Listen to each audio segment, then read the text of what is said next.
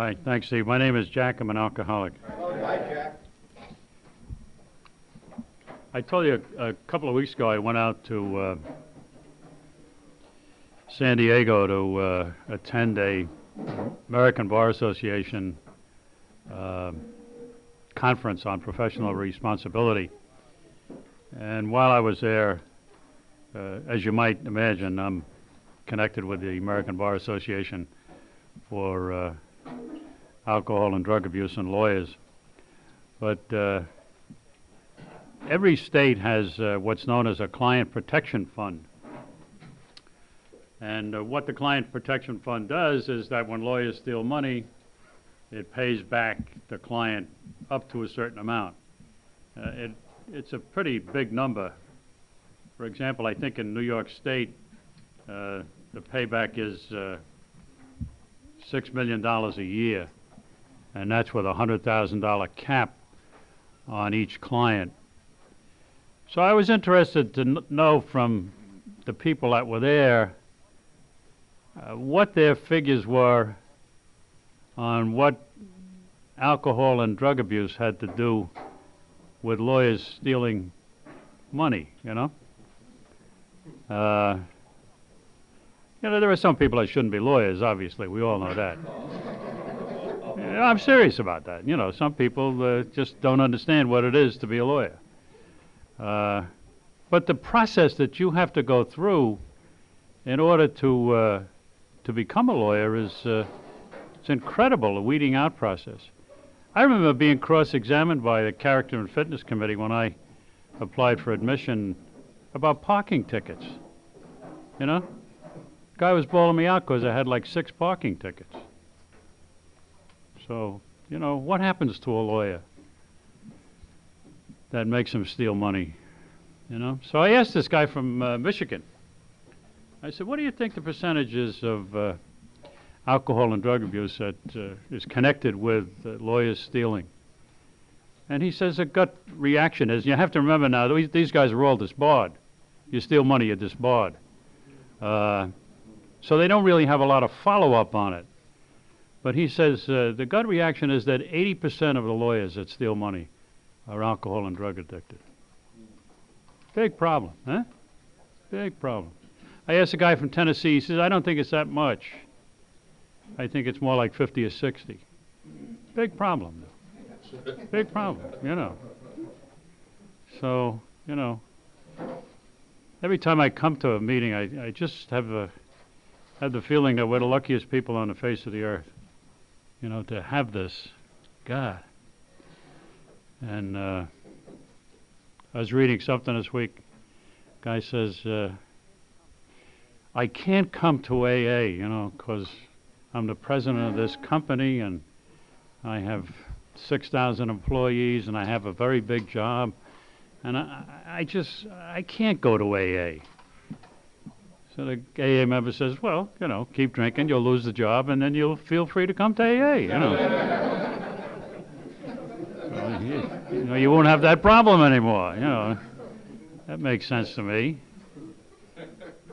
It's just, we're just so lucky to have it and hold on to it. There was a girl at our meeting last night, and she was talking about she still wanted to drink, you know. It's 3 months, and she still wants to drink, and she can't figure that out, that she still wants to drink after 3 months, you know. And, of course, I had to tell her about, you know, I still wanted to drink for many, many months after I came in. And there's no logical argument to it, is there? You can't sit down and say, look, now follow this theorem.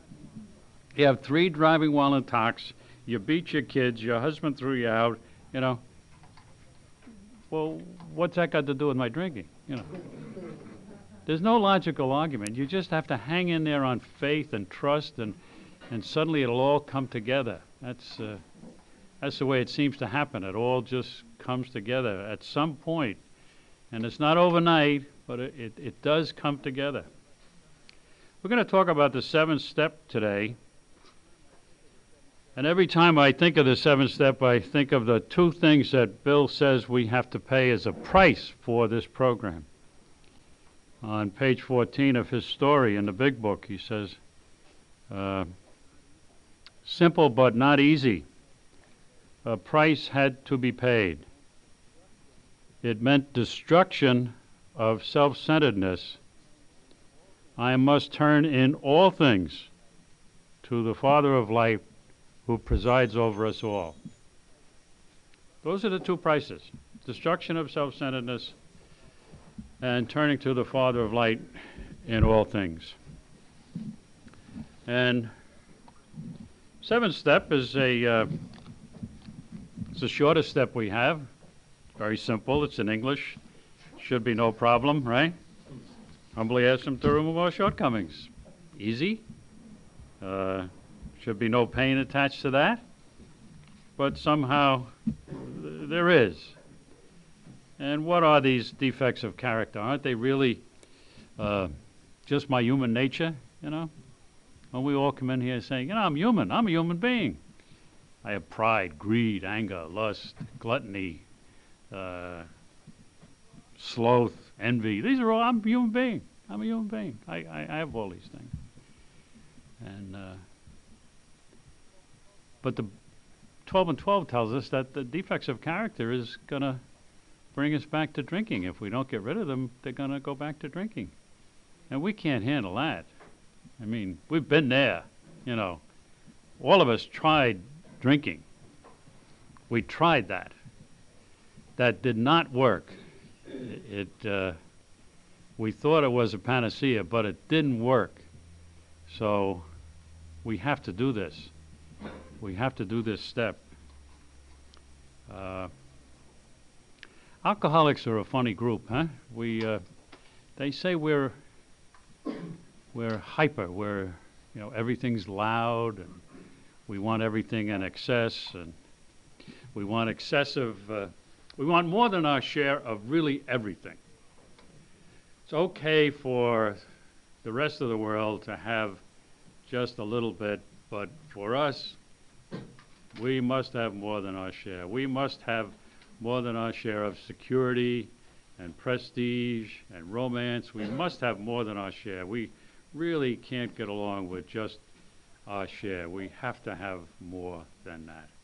And that has a tendency to get us in a little trouble. The seven-step prayer is one of the great pieces of literature that I think I've ever read. My Creator, I am now willing that you take all of me, good and bad, and remove from me every single defect of character that stands in my way of being useful to you and my fellows. Grant me strength as I go out from here to do your bidding. Amen. I'm told that that's the only prayer in the book that ends with amen. I don't know if that's significant or not, but I pass that on for the wastebasket of useless knowledge that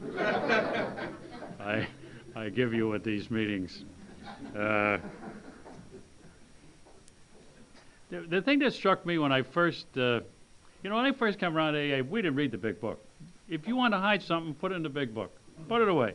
Nobody will ever take it off the shelf. Nobody will ever read it. Forget about it. It's in the big book. It's a blue job, and they sell them, but nobody ever read them. So I'm in about 4 or 5 years, and suddenly I start reading this seven-step prayer, and it says good and bad. Take all of me, good and bad. Well, that was an eye-opener for me, because when I went to religious instruction, because I don't have the benefit of a parochial education, so I had to go to religious instruction. But Sister Citronella would always tell us that God helps good little boys. He doesn't help bad boys. But here it says, take all of me, good and bad. Wow, that's a bit of a relief, to be honest with you. But, if we weren't bad, who could we help? You know, who could we help if we weren't bad? Uh, you ever tried talking about sex to a priest? You know, they look at you and they say, you gotta do, you know, well, do this, pray and abstain and do, you know. Oh, Father, you don't understand. Father, you're a nice guy and very holy and I love your sermon, but you don't understand what I'm going through. And, well, my son, you know, and but we're bad. You know, we're none of us in here because we led very spiritual lives out there. We're in here because we did bad things, you know, and that's a relative term. But if we weren't bad, how could we discuss defects of character? How could we discuss our past, which is our greatest asset, we're told in the book? We could not. And so it makes us comfortable, that prayer. Says, don't worry about you're not the greatest guy in the world. Don't worry about it. You know, good and bad. Remove from me every single defect of character. Now that's, you know, that's a little tall, right? Every single defect of character. That's the contract. In that prayer, there's a contract. And if you want what's at the end of the prayer, you have to fulfill the contract. If you breach the contract, no good. All right? So you hear my lawyer talk coming out. You can't breach the contract. The contract is every single defect of character. That's the contract. That's what you want removed. If you want to hang on to a few of them, then the contract's breached. And it's not going to work. So, and then what does it ask us to be? It asks us to be useful. Now that's a very benign word to most folks, you know. I was saying the other day that there was a lot of things I want to be in life. I want to be successful. I want to have an education. I want my face to clear up. I want to have a lot of things in life, but I never prayed to be useful. Never. Didn't cross my mind. Why would anybody as self-centered as myself want to be useful to anyone? Because being useful, by its very nature, involves someone else. You have to be useful, for someone else. And I wasn't really interested in that. So it's a strange, strange prayer. But it's one, that's the contract, and that's the seventh step, and we have to ask for it.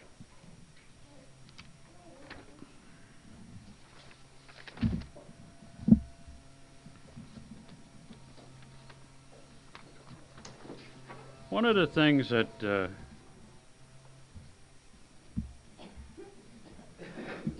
we get from step 7 is a realization of who and what we are. I think that happens. I remember Ray O'Keefe is a very good friend of mine, perhaps one of my closest friends. He's also my sponsor. I was very envious of him when I want to be just like Ray O'Keefe. I thought he was terrific. He was funny. He was a great after-dinner speaker. He spoke at meetings where thousands of people were, and I could put myself in that place. I'd be speaking to thousands of people, you know. It's not me. It's not me. It never will be. And I have to accept that. I kind of liken it to, I'm a great baseball fan. And years ago, there was a shortstop for the Mets by the name of Tim Foley. Probably nobody in this room ever heard of Tim Foley. But I heard of him because he was a shortstop for the Mets. And he wasn't a great hitter. And he was a mediocre shortstop. And I think he hit about 240, which for those of you who are not baseball fans is not being a great hitter. And he was a utility infielder, but he played. He played. And, you know, I think for me, to be an active member of AA is okay. That's just fine. You know, I'm a player. I'm a Tim Foley. I'm not a Reggie Jackson. I'm a Tim Foley. Reggie Jackson is O'Keefe. He's a Reggie Jackson. But I'm not a Reggie Jackson. I'll never be one. Probably wouldn't be Tim Foley either, but I like to, but I'm very satisfied in being an active AA member. And so this defect of pride is replaced by some self-esteem that I have of being an active member of AA. I really love AA. I think AA is the greatest thing that's happened to our society. Anger is another defect of character. You know, that it's a great weapon for communication, you know. Rage. It's not anger, it's really rage. I'll show them. Phil told a story the other day about somebody stealing a cheap bottle of champagne, you know, out of his store, and he went into a rage. And then when it was all over, telling us the story, chasing a guy across North Broadway, almost getting killed by traffic. And the reason he did it, because the guy beat him. He beat him out of a bottle of champagne. Nobody likes to be beaten. I don't want him to beat me, so anger is what comes out, you know? And we get furious over it. But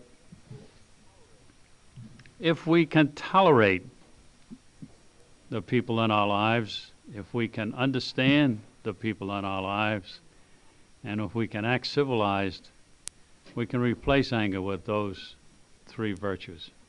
I think we have to be ready to do that if we're going to live.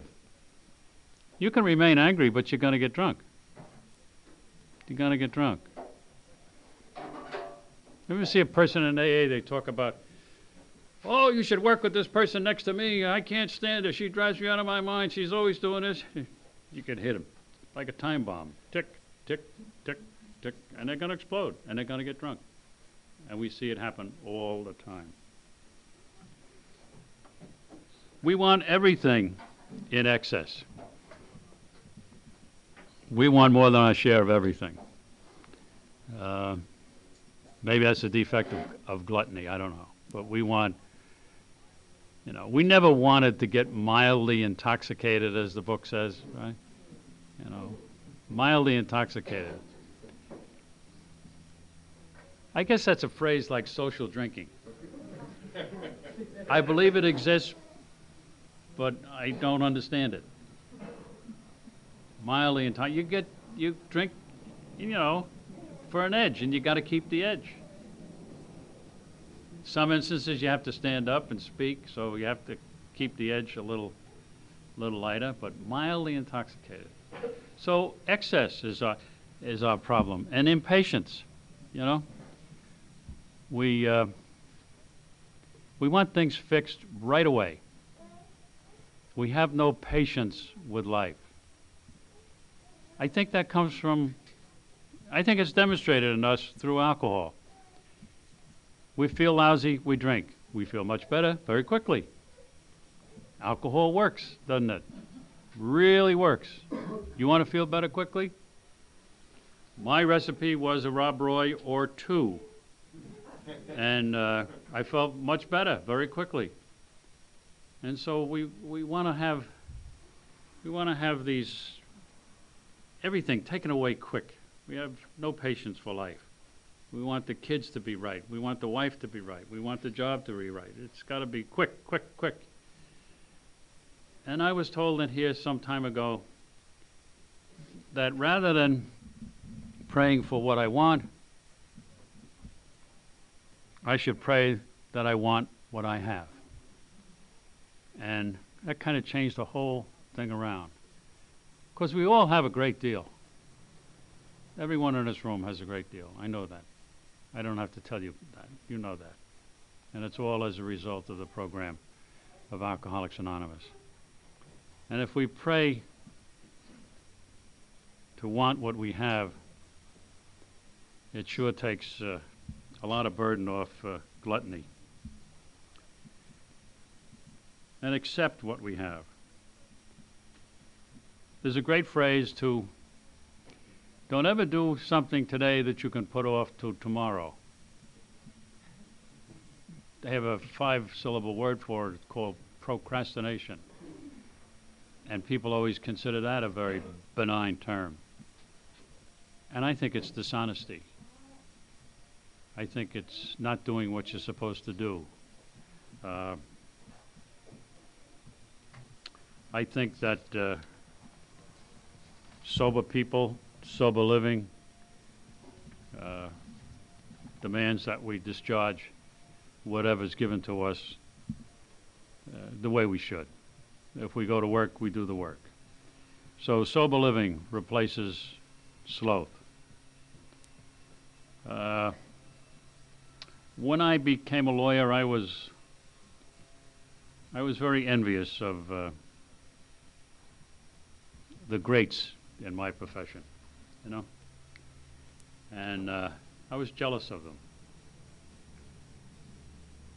I was jealous of some people in AA, and I find that if I try to emulate those people, away for some reason. I try to be like those people. It helps. Because the greats in my profession aren't great. You know, they say there are no Mozarts in the trial business. You know, Mozart started writing symphonies when he was about 6. That doesn't happen trying lawsuits. You know, it's a process. And if I try to emulate those people that have gone before me, whether it be in my profession or whether it be in AA, I find it works out much better than jealousy or envy.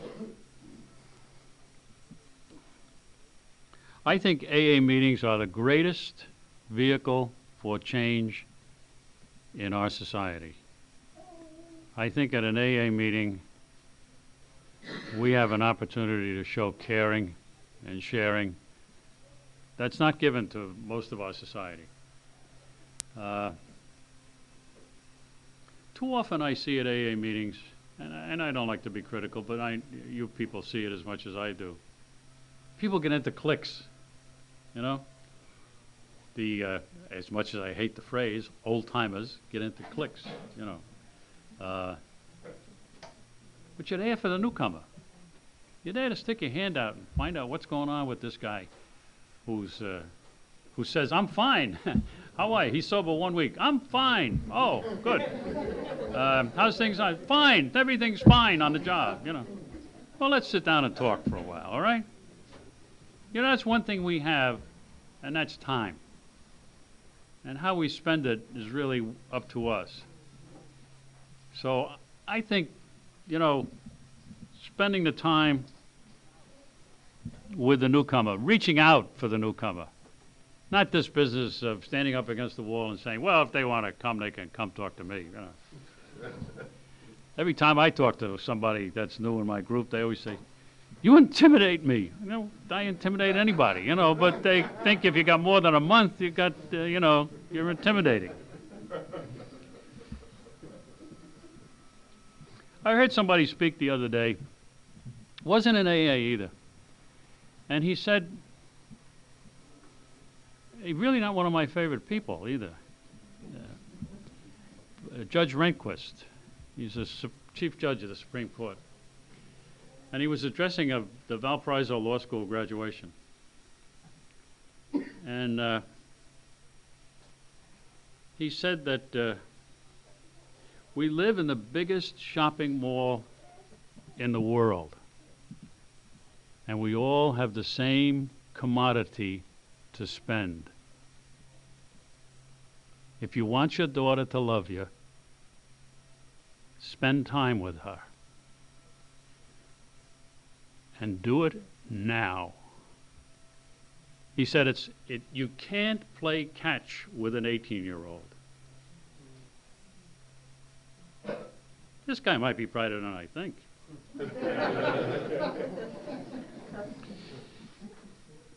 We all have the same amount of time. Every one of us has the same amount of that commodity. How we spend it is up to us. How we spend it with our kids is up to us. I think kids suffer more than anyone else with the drunk. My father was the most wonderful guy in the world. He died of alcoholism, but he was a great father growing up. But I was not. And I don't know how it is to grow up with a drunk for a father. But my kids do. And I think they really suffer. Because you lose the time. You know, suddenly, bang, hey, they're 24. What happened? They were just in high school. They're 24 now. And all those things I want to discuss with them, I haven't discussed with them. All those things I want to do with them, I haven't done with them. And they don't want to do it anymore. So the time is now to do those things. If you have a friend that's in trouble, you don't tell them, wait till I have time, I'll get to you. Do it now, because that's what friends are about. Do it now. Spend the time. Spend that time now. It's such a commodity that we waste so much. I read a book over the weekend. I was coming back from Lexington to saw my middle son down in Lexington. And I read this book about this Susan Smith, the girl who pushed the two kids into the lake. Nobody can understand that. Nobody can understand that, right? My wife wouldn't read the book. Nobody can understand that woman doing something like that. It's the height of self-centeredness to take two young lives and destroy them that way she did. It says in the book that she was an abused child growing up. Her stepfather apparently sexually abused her. Her husband cheated on her. And the guy she was going to marry, or she thought she was going to marry, didn't want anything to do with her because of those kids. Wouldn't it have been nice if Susan Smith had a sponsor?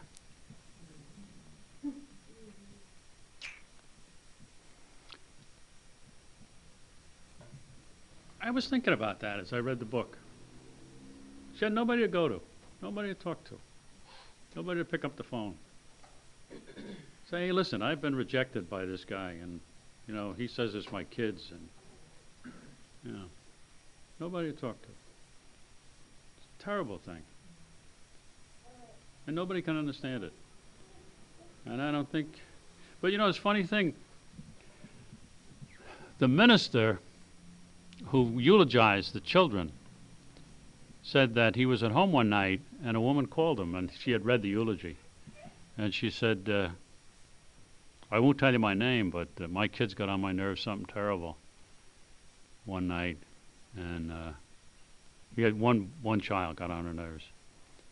And she actually held a pillow over the child's head, face, was suffocating the child. And the child was crying, and she kept pushing the pillow down harder.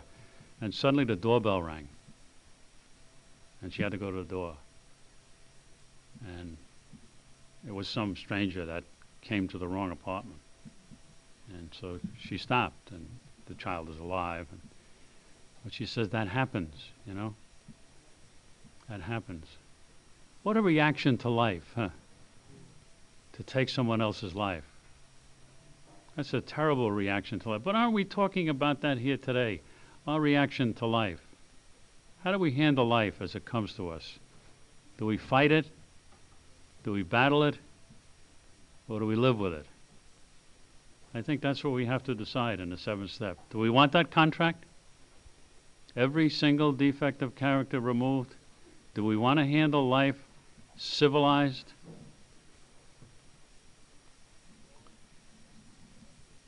Haven't we all, at one time or another, reacted poorly to what our children do? Haven't we all done that? And felt sorry about it? Usually we are angry with children because they behave like children. We are angry with a 2-year-old because he behaves exactly like a 2-year-old. And I remember one of my daughters was 15, and she came home at some ungodly hour, that 15-year-olds come home at, you know. But I went off the wall, you know, off the wall. Discipline with love. Huh? Can we do that? Is that a good reaction to that? Is that how we should treat our children? To discipline with love? I think it's a concept that we could work on. I think when you finish with the 7th step, you are an AA member. No more excuses. And I think what you should be is a good AA member. But the 7th step means to me that I'm an AA member. And a good AA member goes to booking meetings. You know, I go to booking meetings, but I must tell you that the more I go, the less seasoned members I see at booking meetings. Somehow the seasoned members say we should let the other guys do it, you know. I think that's a mistake. We should go to business meetings, be a good AA member. You hear some guys, you hear it in town. Yeah, I know you hear it, you know. Well, we started this other group, they had too many kids and druggies came in and they ruined the whole thing, so we moved out. Where the hell were they when the business meeting was going on? Huh? Where were they when somebody said, well, let's change it to this, you know? If we left it to new people coming in, we'd all be holding hands singing Amazing Grace at the end of a meeting, you know? I mean, somebody would come up with that idea. Let's have you know, an organ solo or somebody playing the bagpipes to Amazing Grace. Well, I think our job is to see that nothing changes. Nothing changes. The Lord's Prayer doesn't change. Nothing changes. That's our job, and you got to be at the business meeting to do that. You got to be at the meetings. You can't be absent for 6 months and come back. What happened to this group? I don't know. I don't recognize any. Good for you, you don't recognize anybody. You got to help the newcomer. You got to stick your hand out. You got to go on outgoings. You got to be good at whatever God gave you to do. And one of the things, in order to fulfill this contract, is that you must ask God to do it humbly. That means you ask. You don't demand. You ask. And you ask, and you ask. And it doesn't happen overnight. Don't we all know that? It doesn't happen overnight. It takes a long time. But each day is a little better. And when these shortcomings come up, you know, it gets a little better. You know how to handle them. You ask and you ask and you ask. And they'll be removed. It'll happen. Not at your pace. Never at your pace. But at God's pace. Now, Mary Ann has given me some questions. My sponsor says the 7th step is a powerful prayer. Is that right? It is perhaps one of the most powerful prayers. Doesn't it tell us what to do? Doesn't it give us that contract that we have? I do this step like I do all the other steps, just for today. Isn't that the AA way? You know, that's all we can ever do. We're not going to get rid of our shortcomings. Incidentally, a word on shortcomings and defects of character. A friend of mine spoke to Bill Wilson many years ago and said, Bill, what's the difference between character defects and shortcomings? And he said nothing. You know, I just used a different word in the step. I didn't want to use the same word. And he said, you know, you just destroyed about 1,000 closed meetings. So I don't really, you know, I'll go with whatever Bill Wilson says. He says there's no difference, there's no difference. So, you know, the shortcomings come up and we know now what to do with them. You know, we know how to handle them. And they'll go away with his help. They'll go away asking for the strength. Is the 7th step another example of let go and let God? Absolutely. I think we've got to surrender ourselves to this power where My purpose in life before I came into Alcoholics Anonymous was material things. And I don't misunderstand me. Not that material things haven't happened to me since I've been in Alcoholics Anonymous. But that was my purpose in life, was material things. Gather them together. Live good. And that was it. Do for the family. But that's not so. You know, to seek God and do His will, and the rest will come to you. I think that's what we're here for. To be useful. That's what we're here for. Isn't that strange to have a purpose in life to be useful? It never occurred to me.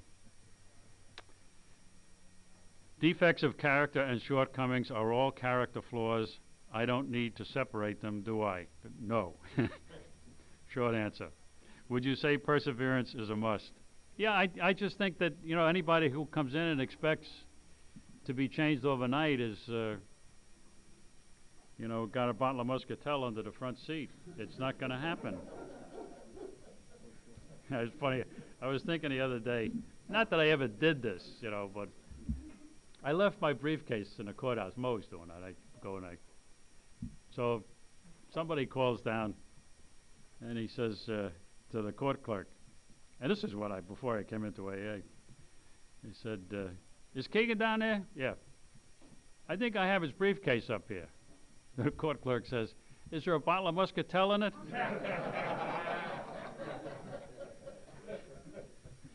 But I had a little reputation, if you might. So yeah, perseverance is an absolute must. It's because it doesn't happen overnight. It takes time. But we do become better, you know. I guess we should always check with the people we live with, huh? Sometimes we're afraid of that, though, aren't we, huh? Because they always say there's room for improvement. And we think we're perfect. But it gets better. It really does. My sponsor said I should humbly ask my higher power to take everything and give it back tomorrow, what he thinks I can handle for the next 24 hours. Right? That's a surrender. And of course, God will not give you anything more than you can handle in a 24-hour day. He takes everything, and some things we do good. Some things we do good. You know, sometimes we're very focused workers. We're consumed with getting a job done, and that's good quality. But maybe we're consumed with doing the wrong job. Maybe we're consumed with doing the wrong thing. So if he takes that and gives it back, it'll come back as a blessing. Do you agree that the seventh step can relieve me of the bondage of self? Well, I think, you know, we all, this bondage of self, I keep going back to that Susan Smith, that girl in South Carolina who murdered those two children. You talk about bondage of self. That's it's so great that you really cannot understand it. You cannot, for the life of me, understand it. But she did it, and she went on a television, and God, I would not like to be the lawyer defending her, but certainly she's entitled to a defense. But yeah, that's what, you know, that's of course an extreme example of bondage of self. So wrapped up in that, she says she was going to kill herself, which of course is the ultimate self-centered act. But she didn't have the guts to do that, obviously. But she thought things would be better because she was doing it that way. And you know, we are just so fortunate to have this program that we have, this recovery program that lets us talk to a sponsor and gives us these these steps and outlines the defects of character, tells us to work on them. And I always hear a lot of definitions of humility. The 12 and 12 talks about humility a great deal in a chapter on the 7th step. Matter of fact, that's virtually all it talks about is humility. And humility is, teachability, learning my place in society, where I fit in God's plan, who I am, what I'm not, what I want to be, being humble.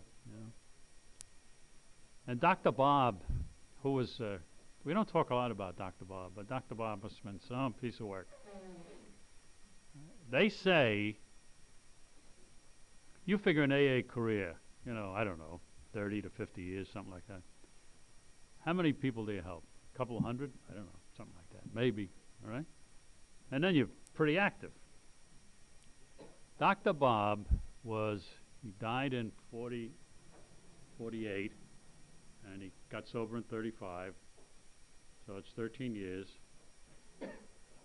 And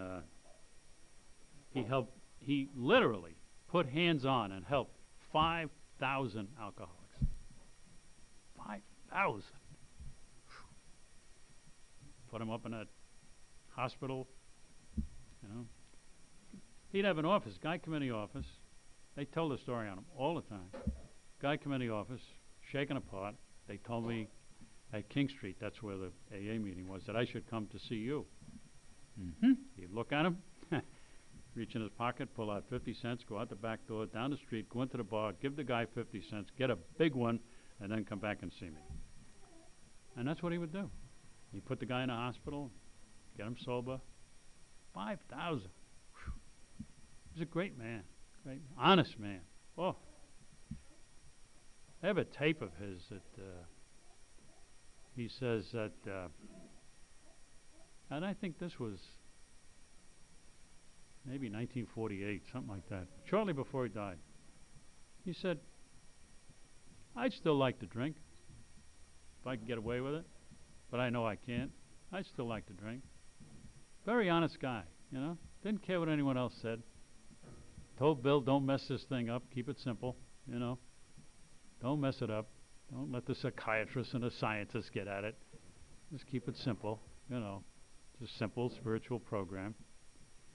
And he wrote a definition of humility that I will share with you. And he said that it is a perpetual quietness of heart.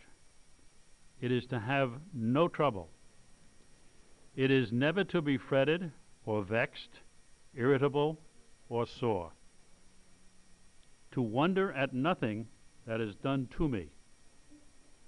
To feel nothing done against me. It is to be at rest when nobody praises me. That's a little tough, I think. Let me read that again. It is to be at rest when nobody praises me, and when I am blamed or despised. It is to have a blessed home inside myself where I can go in and shut the door and pray to my Father in secret and be at peace as in a deep sea of calmness when all around and about is seeming trouble. That is humility. And that's what you get at the end of the contract. And that's all I have.